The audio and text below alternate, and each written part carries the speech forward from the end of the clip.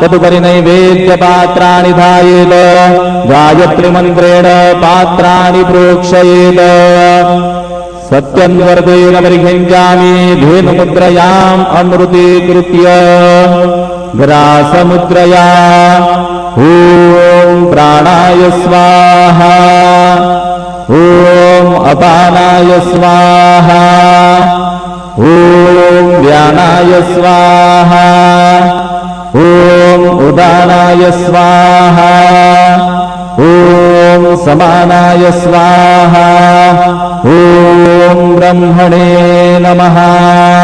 नैवेद्यमध्ये पानीयं समर्पयामि पुनर्नैवेद्यं निवेदयामि।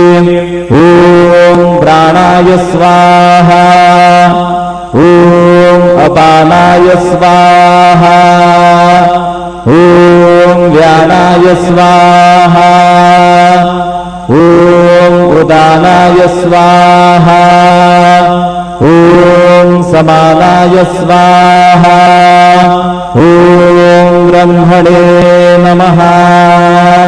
नैवेद्यं समर्पयामि हस्तप्रक्षालनं समर्पयामि मुखप्रक्षालनं समर्पयामि शेषोपचारार्थे प्रार्थनापूर्वक नमस्कारं करोमि।